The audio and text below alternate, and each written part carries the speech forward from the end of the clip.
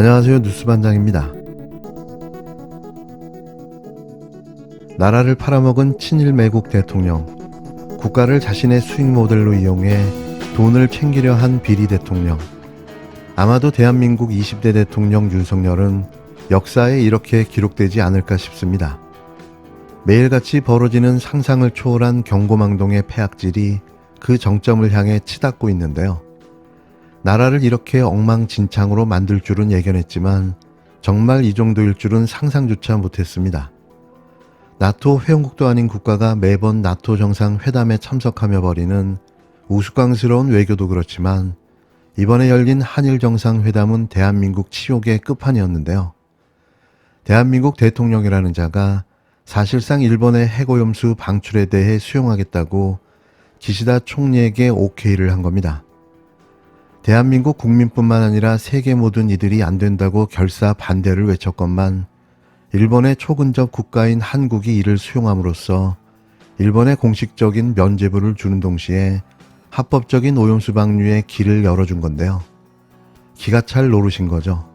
이 자리에서 윤 대통령의 발언이 더 압권이었는데요. 윤 대통령은 기시다 총리를 향해 방사선 기준치가 초과되면 즉시 방류를 중단하고 알려달라는 친절한 요구까지 한 겁니다.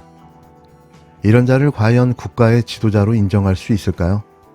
이게 과연 국익을 위해 최선을 다해야 할 대한민국 대통령이 할 짓인지 되묻지 않을 수 없는데요. 아직도 3년 10개월이 남았다는 게 절망적이기까지 합니다. 또 제2의 국정농단이라는 말까지 나오고 있는 김건희 고속도로 게이트는 어떤가요? 국책사업을 자신의 일가족의 사익을 위해 변경하고 이게 들통나자 모든 국가기관을 이용해 이를 무마하고 은폐하는 데 여념이 없는데요. 대통령 취임 후 지금까지 윤 대통령의 행위들만 모아봐도 그는 분명 탄핵감입니다. 이 문제가 단군 이래 네. 최악의 이권 카르텔이 될 수 있다.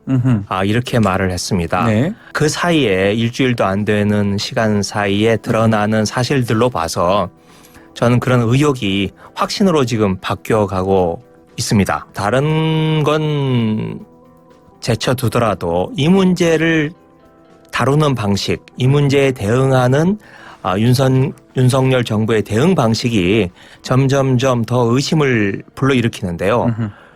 일단 원희룡 장관이 하는 방식은 지금 바둑이나 장기를 두다가 네. 질 것 같으니까 바둑판을 엎어버리는 그런 방식으로 대응하고 있지 않습니까?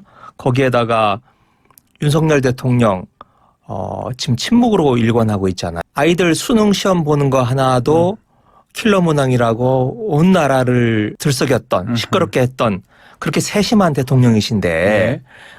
이 문제에 대해서 지금 침묵하고 있는 그리고 원희룡 장관의 그런 과격한 방식을 보고 있는 것 이것 네. 자체가 더욱더 의심을 불러일으킨다 이렇게 네. 생각을 합니다.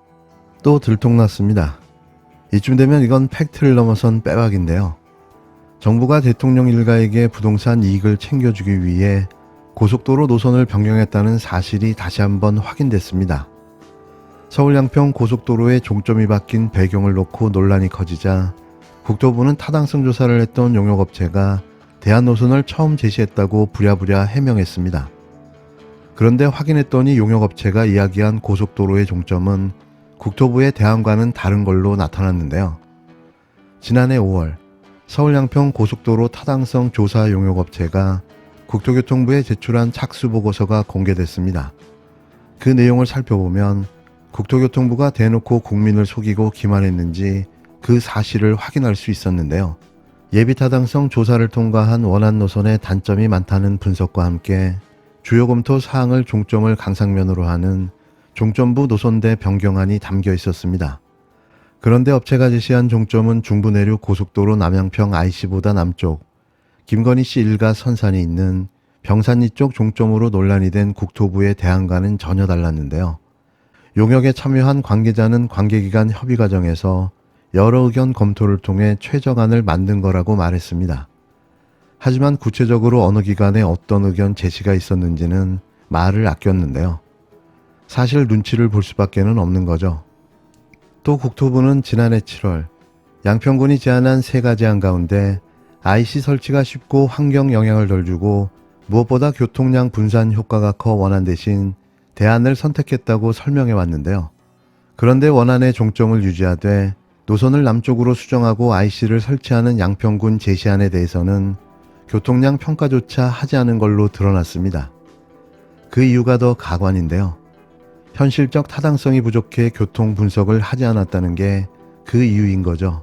속속 드러나는 진실들에 정부와 국토교통부 그리고 국힘당 거짓말이 만천하에 드러나고 있는데요. 이거야말로 국정조사를 해야 할 일이며 대통령 탄핵도 모자란 일이 아닐까 생각됩니다. 같은 날 김동연 지사는 기자회견을 자청했습니다. 역시 평생 행정 전문가를 지낸 김 지사의 일침은 날카로웠는데요. 지난해 새 정부가 들어선 뒤 서울 양평 고속도로의 종점이 바뀌는 과정에서 국토부는 관련 기관들의 의견을 수렴했습니다. 서울시도 협의에 참여했는데 유독 경기도만 빠져 있었던 것으로 드러났는데요. 야당 소속 지자체장을 고의적으로 제외했다는 의혹이 드는 대목입니다. 지난해 7월 국토교통부는 양평 고속도로 노선을 놓고 타당성을 평가한다며 관련 기관들에게 공문을 보냈는데요. 국토부의 의견 요청서가 전달된 곳은 양평군과 하남시, 광주시, 서울시 등 도로가 지나는 국힘당이 단체장으로 있는 지자체들이었습니다. 하지만 경기도는 쏙 빠졌는데요. 이날 기자회견을 자청한 김동연 경기지사는 변경 노선안이 등장한 과정부터 의혹이 많다고 비판했습니다. 경기도는 반년 뒤인 지난 1월에야 타당성 관계기관 2차 협의 때 국토부의 공문을 받았는데요. 그런데 공문안에서 고속도로 종점을 표기한 내용이 서로 달라졌던 겁니다. 사업 개요 항목에선 종점이 원안인 양서면인 반면 지도로 표현한 위치에서는 종점이 강상면 지점으로 그려져 있었는데요. 김 지사는 이 정도 변경 아니면 타당성 재조사를 해야 한다며 장관의 말 한마디로 백지화된 것부터 사업 차질 가능성이 크다고 비판했습니다. 모든 게 퍼즐 조각 맞춰지듯이 진실의 퍼즐이 하나씩 맞춰져 나가고 있는데요. 이제는 의혹이 확신으로 바뀌기 시작했습니다. 원희룡 장관이 대통령의 일가에 막대한 부동산 혜택을 주기 위해 노선을 변경한 사실이 팩트로 보여지는데요. 원희룡 장관은 사퇴가 아니라 탄핵을 당해야 할 사안이며 경찰, 검찰 조사를 받아야 합니다. 추가로 윤석열 대통령도 그 책임에서 벗어나기 어려워 보이는데요.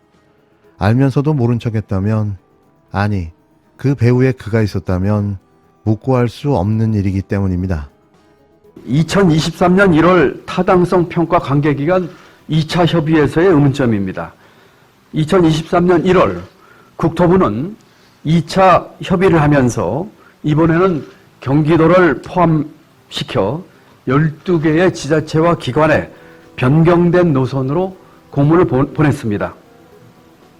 그런데 참으로 이상하게도 협의 공문의 앞장에 있는 사업 개요와 뒷장에 있는 위치도의 내용이 서로 달랐습니다. 앞장에 있는 사업 개요상 구간은 하남시 가밀동에서 양평군 양서면으로 했고 규모는 27.0km, 주요 시설은 상사창, 상산곡, 남종 등 나들목 3개소로 명시를 했습니다. 그런데 뒤에 첨부된 위치도상에는 구간이 하남시 가밀동에서 양평군 강상면으로 바뀌어 있었고 규모는 29km였습니다. 또 주요 시설에도 강하가 추가된 나들목 4개로 표시되어 있습니다. 참으로 궁금합니다. 협의 공문에서 앞에 있는 사업 개요와 뒤에 붙은 노선도의 내용이 일치하지 않은 이유는 무엇입니까? 불과 6개월 만에 전체 노선 27km 중에서 55%가 바뀐 이유는 무엇입니까? 도대체 누가, 왜, 어떤 절차를 통해 노선을 변경했는지는 밝혀지지 않고 있습니다. 서울 양평 고속도로의 정상적인 추진은 12만 양평 군민뿐만 아니라 1,400만 경기도민 전체의 문제이며 양평군을 찾는 모든 국민의 문제이기도 합니다. 이렇게 중요하고 시급한 사업, 이미 오랫동안 법적 절차를 밟아 진행되고 있는 사업을 장관 한 사람이 손바닥 뒤집듯 하는 것은 국민의 수건을 무시하는 것을 넘어서 국가 의사결정 시스템의 중대한 위기입니다. 돌이켜보면 지금의 모든 혼란과 국론 분열은 갑자기 튀어나온 변경안과 그에서 비롯된 백지화 때문에 일어난 일입니다. 기존 노선에서 심각한 문제가 발견되거나 주민들로부터 강력한 교체가 있었던 바가 없습니다. 수년간 정상적으로 추진되고 멀쩡하게 예비 타당성 조사까지 마친 사업을 단 6개월 만에 뚜렷한 이유도 없이 변경했습니다. 그런 과정에 대해 의혹이 제기될 수 있고 의혹이 있다면 사실을 명백히 밝히면 되는 일입니다. 국민 앞에서 고집을 부리고 국민의 신뢰를 정부가 잃게 되면 국민과 함께 미래로 나아갈 수 없습니다. 지금이라도 바로 잡아야 합니다. 저는 경기도지사로서 원칙에 입각한 빠른 문제 해결을 촉구합니다. 경기 양평 고속도로는 첫째, 애초의 사업 목적에 부합하며 둘째, 주민의 수건을 해결할 수 있고 셋째, 가장 빠르게 건설할 수 있는 방안으로 즉시 추진되어야 합니다. 그를 통해 국정 운영을 정상화하고 흩어진 국민의 마음을 하나로 모아낼 수 있을 것입니다. 정부의 책임 있는 조치를 경기도지사로서 다시 한번 강력히 촉구합니다. 제가 예산실장부터 해서 기재부 2차관 그리고 부총리까지 하면서 숱하게 많은 예비타당성 조사 사업을 봐왔고 또 예타를 통과한 사업들에 대해서 예산을 배분하는 일을 많이 경험을 했습니다만 이와 같이 1조 7천억 원에 이르는 국책 사업을 해당 장관이 말 한마디로 그때까지 진행되었던 절차를 무시하고 손바닥 뒤집치는 경우는 처음 봤습니다.